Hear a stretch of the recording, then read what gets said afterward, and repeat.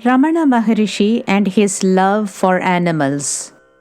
It is not really a wonder that Ramana Maharshi, being the self in all, was friendly to all animals, and that all animals were peaceful and calm in his presence. Colonel A.N.S. Murthy reported the following.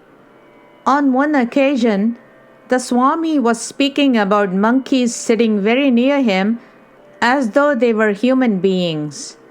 He would refer to one of them as the leader and eulogize his qualities of head and heart, while the monkey would grin and make faces at us as though he was not pleased with the way we were receiving the Swami's remarks. It was amazing to see the Swami offer food from his hand, and the grimacing monkey would come and take it from his hand as though from a parent's hand. How well behaved they were with him, although the next moment they hopped off and went away bouncing over the rocks for their usual wild carefree life. The following is recorded in Day by Day with Bhagavan. The day being Sri Rama Navami, Lord Rama's birthday, Bhagavan had suggested, "This is Monkey's Day. We must give them food." And accordingly, about 11 a.m., when we were all having our food, Vaikuntha seems to have taken a good quantity of food, vegetables, sweets, and savories, that is, all that we were taking, all mixed up together, to the steps at the back of the ashramam for the monkeys. In the night, Ramana asked attendant Vaikuntha whether the monkeys were properly fed in the noon and whether many monkeys turned up. Vaikuntha replied, "When I went, there were only 2 or 3 monkeys, but after a time all of them came, and they were all well fed. They did not quarrel with each other or bite each other." Bhagavan said, "They won't fight when there is enough for all. All trouble arises only when there is want." They would also raise a big cry as an indication of their joy whenever they get plenty to eat. We've had such experiences when I was on the hill. They used to be fed frequently there. Rhoda McIver said as follows. Ramana's attendant Krishnaswamy would beat the monkeys who played mischief in the hall or tried to steal the fruits. Once Ramana told him, "It is not the monkeys that are receiving your beatings. It is me. The suffering is mine." When some devotees complained to Bhagavan about their trouble with the monkeys, he said, "All this land was once a jungle in which the monkeys could roam about freely. It has been their natural habitat for centuries. We are the trespassers. Is it fair to complain? Why not put up with a little inconvenience?" Again, in Day by Day with Bhagavan, we see the following. Bhagavan then began speaking of monkeys and said, "They don't build nests or stock things. They eat what they can find and go and perch on trees when night falls. They're quite happy.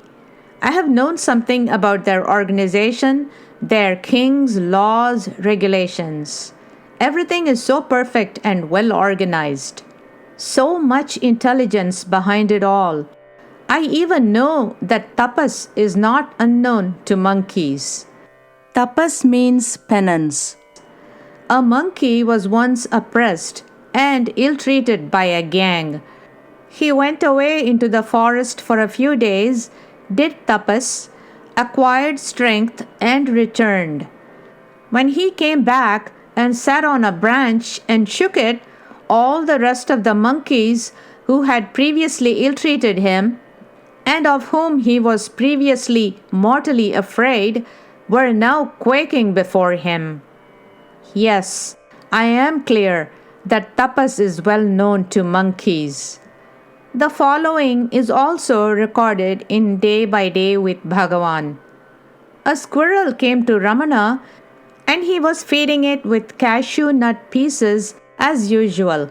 Turning to me, he said, "Shroff sent some cashew nuts yesterday and said they were intended for my dumb friends." I said, "Probably Bhagavan would object to our calling these squirrels dumb." Bhagavan said, "They communicate with me. Sometimes I'm taking a nap. They come and draw attention to their presence by gently biting my fingertips. Besides, they have a lot of language of their own.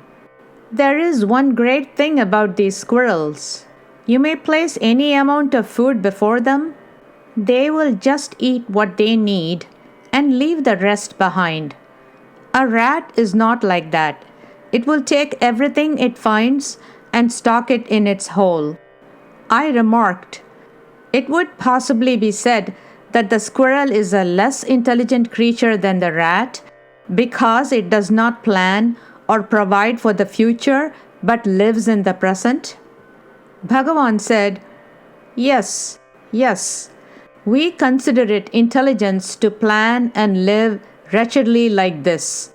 See how many animals and birds live in this world without planning and stocking. Are they all dying?"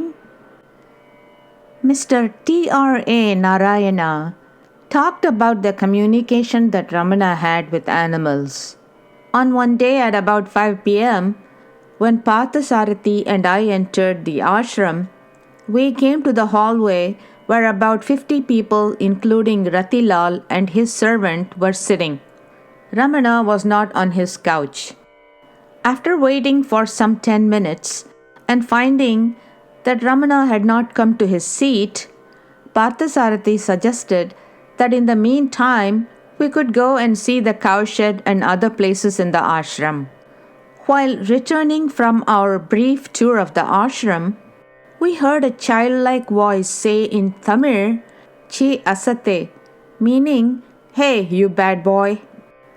We then observed movement among the leaves of several kinds of plants in the kitchen garden.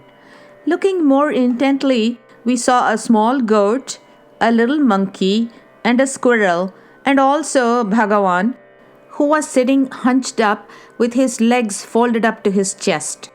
Bhagavan was holding a small paper packet in his left hand and was taking peanuts from it with his right hand to feed the goat, the monkey, and the squirrel, and also himself by turns.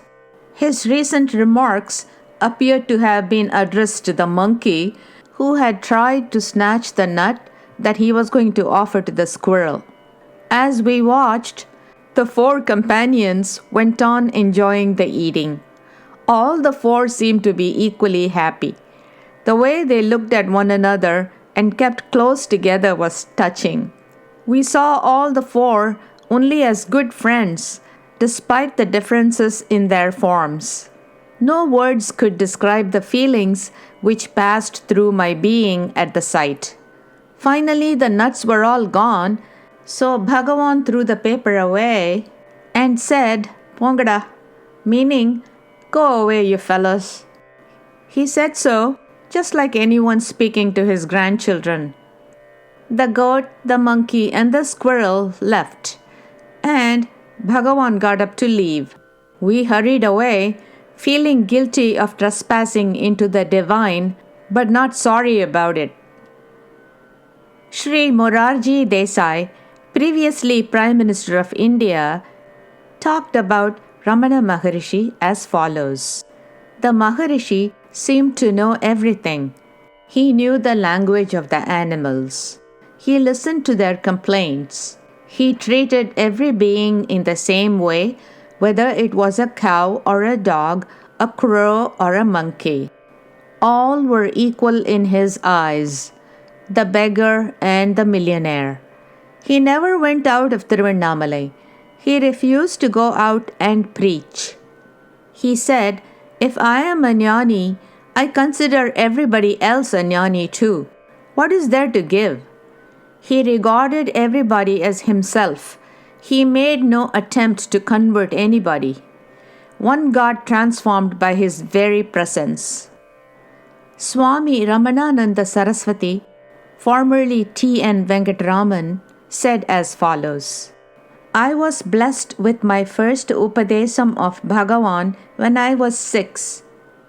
At Skandashram, a plate of fruit and sweets had been put aside for a lame monkey. When nobody was around, I went near the plate, took a sweet, and put it in my mouth. All of a sudden, the monkey appeared, limped towards me, slapped me, and grabbed the plate. Then Bhagavan appeared on the scene and said, "This is a lesson for you. Now understand that we should not desire things which belong to others." I fully understood the profound meaning of this Upadesam, his holy advice, long afterwards when I was the president of the ashram.